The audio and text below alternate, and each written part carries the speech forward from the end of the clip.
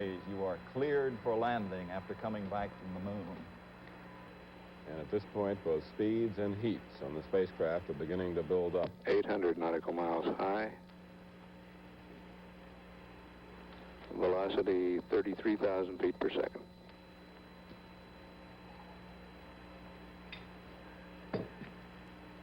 They're around 7 minutes away from reaching 400,000 feet above the Earth, the really critical point of this reentry, where they encounter maximum speeds and maximum aerodynamic forces and heating effects. Guidance reports Apollo 11 right down the middle of the corridor.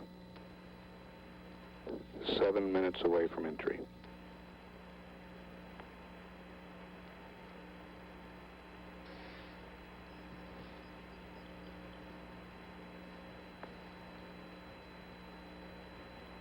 And from all those signs, it looks like Apollo 11 will be a record-setting closeness, have a record-setting closeness to the Hornet.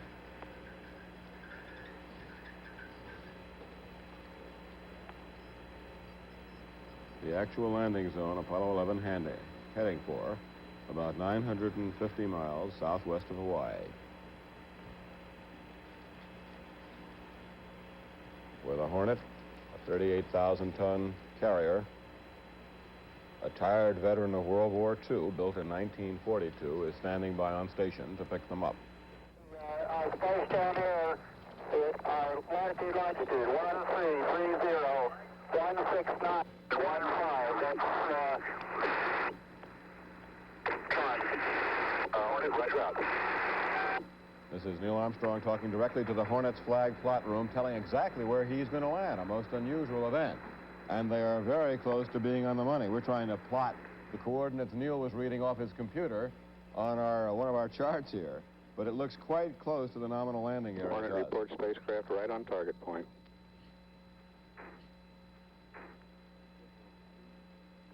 Okay, Hornet, Apollo 11, they're gone.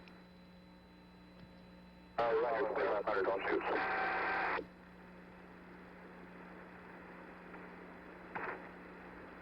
Now about 58 seconds away from landing. S.S.Hornet has clear contact bearing 150 holding. 15330 holding. Apollo 11 descending through descending through clouds at about 2,000 Hornet, feet. roger up.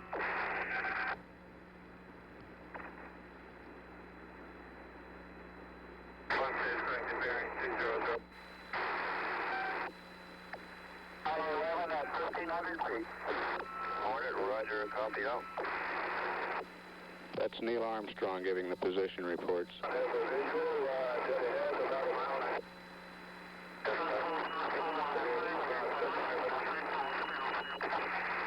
Hornet, roger.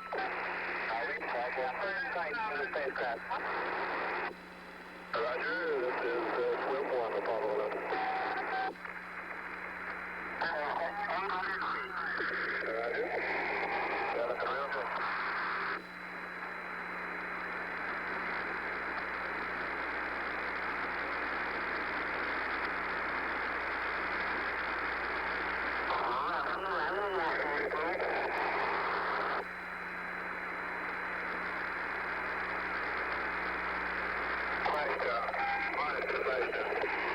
Hornet, copy.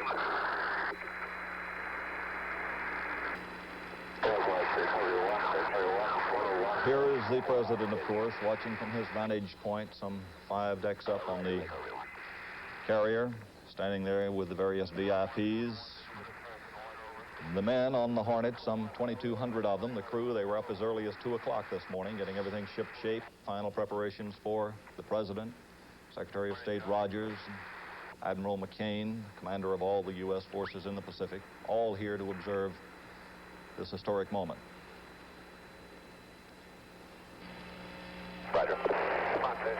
And we're now getting word from the swim helicopters, the rescue helicopters, that the crew is in excellent condition. Let's go to them now and see if we can pick up some direct radio communication. The ship is 2¼ miles from the spacecraft now, and the spacecraft pretty clear now in the picture. The big swimmer, Lieutenant Heidelberg, is using hand signals to communicate with the astronauts inside their spacecraft. He does have a little plastic board with him and a grease pencil, which he can write on and flash messages to them that way. Actually, Ron, not much communication is needed between the astronauts. The hatch is now open. We have word from the scene from the recovery helicopter. And the first astronaut is coming out. That would be Buzz Aldrin, wouldn't it, Dallas? I believe so, yes. Band on the deck strikes up. Let's listen to that band, as they say. Presidents applauding as they play Columbia, the Gem of the Ocean. Columbia, of course, is that module out there. There goes the first astronaut.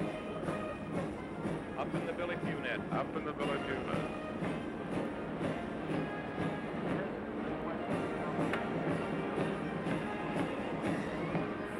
Feet from the sea to the helicopter door. They have instructions in the helicopter, the two crew members in back, not to touch the astronaut.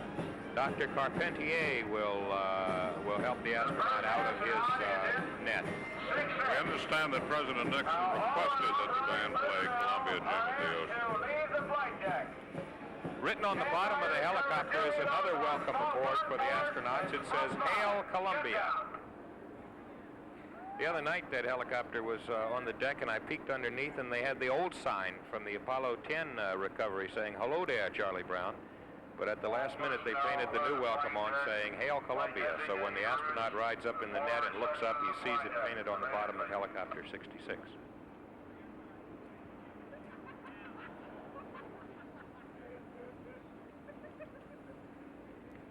There goes the second astronaut up in the net. Down here on the hangar, very last preparations are being made. the flight deck immediately. We will be landing aircraft in 2 minutes. John Hirosaki, the NASA project engineer, who had a lot to do with developing the mobile quarantine facility, has been spending most of his time the last 5 days inside it, along with Dr. Carpentier. And John Hirosaki is a busy man right now. He's making his very, very final preparations in these final minutes before the astronauts come on board the Hornet. It's been about an hour exactly, Dallas, in splashdown, and one more astronaut to go. So it looks like they've beaten the timetable by about 18 or 19 minutes and are just about doing it in exactly the same time it took during the dress rehearsal the other day. And considering that the spacecraft came down fairly far from the ship, the seas are a bit rough today, and they had to go through the decontamination process, that's pretty good time. I'd say it's excellent time. You know, actually, Ron, I think that they didn't spend as much time on decontamination as they have in some of the simulated recoveries we've watched. It seemed to me it went very fast. We're waiting now for the third and last astronaut to be pulled up to the helicopter. Then they'll come aboard. There won't be that flight deck welcome ceremony with the red carpet. There he goes. Last astronaut going up. There won't be the flight deck welcome ceremony because they've got to go right into quarantine. However, Ron, there will be a ceremony down here on the hangar deck. The Marines will present military honors. The Navy band will move down here from the flight deck where it is right now. The President will be appearing very soon after the astronauts finish their initial medical inspection, so that the routine flight deck ceremony, which has become so familiar over the past few years, will actually be supplanted by something a good deal more spectacular down here on the hangar deck. After all, this is the first time in history that the President of the United States has been on board the recovery carrier to greet the returning astronauts.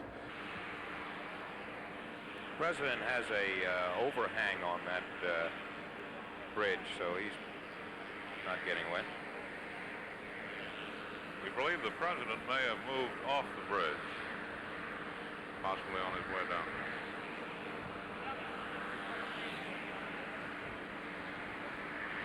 It's only a very short trip. Oh, there he is. He's moved aft.